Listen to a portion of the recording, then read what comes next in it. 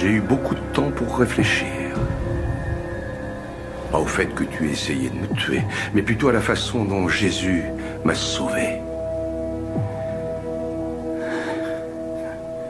Je ne suis pas revenu ici pour faire du mal à mon prochain. Serre-moi la main. Si tu veux bien, oublions tout ça. Tu veux ?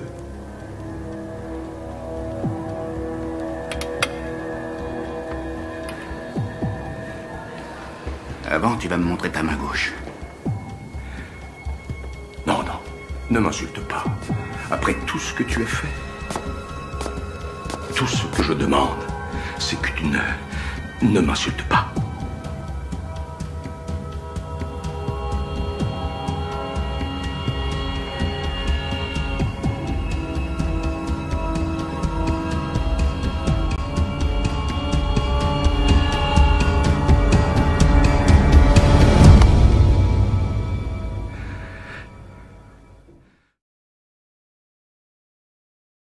Et bonjour à tous, et bonjour plus particulièrement à tous mes camarades de galère du ligament croisé antérieur qui suivent cette série.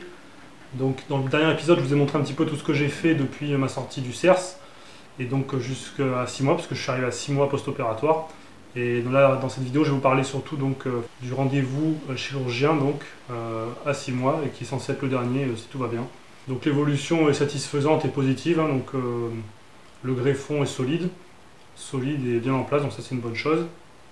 Après, niveau flexion, donc il manque toujours un petit peu de flexion, enfin du moins de flexion fluide, parce que si vous voulez, je peux descendre, on va dire, en squat complet à 95-99% environ. Mais bon, quand j'arrive en bas, voilà, c'est un peu douloureux, et surtout la remontée, quoi. Donc, apparemment, c'est normal à ce délai d'avoir ces douleurs donc, sur l'extérieur du genou, puisque donc c'est au niveau du renfort externe. Donc, du coup, je m'inquiète pas pour l'instant. Et après, c'est vrai que voilà, comme je vous ai expliqué un peu dans l'épisode précédent aussi, donc j'ai tendance à, si je mets un peu de poids sur des squats par exemple, même pas beaucoup, hein, mais par exemple 40 kg et que je descends, dès que ça chauffe petit à petit, en fait les douleurs ont tendance à s'estomper un peu, quoi. Après, quoi qu'il en soit, mon chirurgien m'a conseillé d'éviter tout ce qui était hyperflexion, parce qu'en fait, on va étirer la plastie, écraser les surfaces articulaires, et donc c'est pas trop bon, quoi, dans mon cas. Il m'a donné l'exemple notamment des pratiquants de yoga qui apparemment ils ont souvent des problèmes articulaires, donc bon. En gros, la flexion elle est censée revenir plus ou moins progressivement de manière naturelle, quoi. J'ai aussi toujours ces grincements sur l'extérieur de la rotule, hein, en excentrique principalement. D'ailleurs, quand je descends, ça craque pas mal aussi, il faut dire. Et donc pour ça, donc mon chirurgien m'a conseillé donc de privilégier la pratique du vélo pendant un certain temps et de reprendre, voilà, de passer plus sur un travail musculaire, donc plutôt dans 4 à 6 semaines après le moment où je l'ai vu, donc après les 6 mois. Du coup, voilà, je suis plus repassé sur du vélo, je varie les allures et les résistances, et donc je mets un peu de côté tout ce qui est travail musculaire, hein, pour l'instant. Même si c'était du léger, je ne vais pas chercher à monter en charge, je vais rester sur voilà, une dimension plus renfort, et surtout ne pas aller dans des amplitudes qui peuvent stimuler la douleur, donc du coup je fais que du partiel. Donc voilà, en ce moment je fais que du vélo principalement, environ 3 fois par semaine, une demi-heure, je pense que c'est bien. Voilà, un peu de chaise et temps un peu de renfort, quoi. Du coup, je cours pas en ce moment, hein. Là, ça fait un moment que j'ai pas couru, mais bon, la prochaine fois que je retesterai la course, je vous dirai un petit peu comment je me sens. À part ça, j'en ai profité aussi pour lui montrer les résultats du test isocinétique. Lui, il m'a dit que c'était pas trop mal, donc voilà. Un truc que je vous avais pas dit aussi, c'est que je vous avais dit au départ, au tout début, que je m'étais fait opérer en DIDT. Donc, ce qui est vrai. Après, en fait, c'est une variante de la DIDT, c'est-à-dire la variante plus moderne. C'est-à-dire qu'en fait, c'est la DT4. Parce qu'en fait DI c'est demi-interne, demi-tendineux.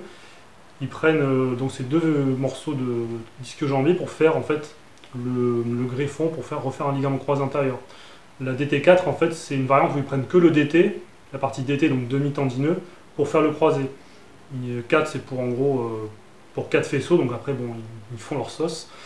Donc moi c'est une DT4 plus, j'ai quand même eu le DI qui a été prélevé, mais pour faire donc ce fameux renfort externe.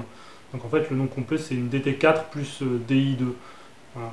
D'ailleurs si ça vous intéresse, hein, vous pouvez aller voir l'opération qui m'a été faite, pas moi personnellement, mais bon, par mon chirurgien, elle est en ligne, hein, je vous la mettrai sur la page Facebook et en description de cette vidéo.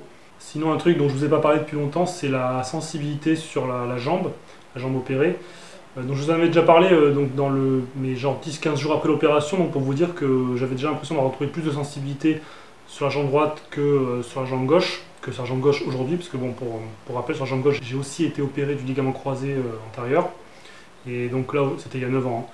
Et donc là, aujourd'hui, j'ai toujours pas retrouvé toute la sensibilité, quoi. Et là, sur le croisé droit, donc quelques jours après, enfin 10-15 jours après, j'avais déjà plus de sensibilité. Et là, aujourd'hui, clairement, oui, j'ai largement plus de sensibilité, donc 6 mois après, sur mon croisé droit que sur mon croisé gauche, 9 ans après l'opération de celui-ci. Donc la zone en question, c'est à peu près, j'essaie de vous montrer là, si j'arrive à lever la jambe, c'est à peu près ici, là, par là. Tac.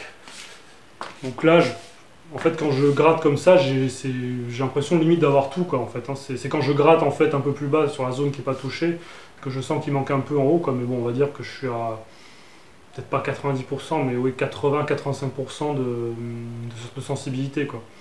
Alors que la même chose à gauche actuellement, je suis donc 9 ans après, hein, rendez-vous compte, hein, je suis peut-être à 70%, 2 tiers. Donc c'est pour vous dire, quoi. Ça c'est dû au fait qu'aujourd'hui, comme il m'avait expliqué mon chirurgien au départ, c'est dû au fait que la cicatrice, maintenant elle est en diagonale, je sais pas si on voit là où il y a le greffon, alors qu'à l'époque c'était, je sais pas si on va voir, c'était tout droit en fait. Donc c'est ça qui change en fait, c'est que ça coupe un peu moins les nerfs en fait, hein, d'après ce qu'il m'avait expliqué à l'époque. Pour résumer aujourd'hui, la fonctionnalité du genou est plutôt satisfaisante, hein, très honnêtement. Et voilà, donc sur les tests que j'ai fait, donc principalement donc à la plage au bord de l'eau, voilà, j'ai un peu poussé, un petit peu poussé donc sur les coups de pied et les déplacements. Franchement ça tient bien, enfin je sens vraiment que voilà, ça a été réparé, quoi. Donc le ligament il est bien en place. Après, je ne suis pas non plus allé à 200% et je ne suis pas encore au niveau que j'avais avant, mais bon, ça c'est positif. Par contre, voilà, niveau confort, enfin, j'aimerais avoir un peu plus de confort, c'est-à-dire que j'ai toujours ces désagréments là, qui sont très tenaces, hein, les grincements sur l'excentrique, voilà, donc, que ce soit sur la rotule voilà, ou quand je descends en flexion au niveau du renfort externe. Et pareil, il manque encore un peu de flexion, donc voilà. J'espère que ça va revenir progressivement et rapidement, quoi. Enfin, se corriger rapidement donc pour ce qui est de ces grincements. Et puis je vous tiendrai au courant de toute façon. Et voilà pour cette vidéo sur l'évolution à 6 mois post-opération, donc de cette opération du ligament croisé antérieur. Si vous avez des questions, n'hésitez pas dans les commentaires. N'oubliez pas le pouce bleu et à la prochaine. Ça rancune? C'est ça, sans rancune.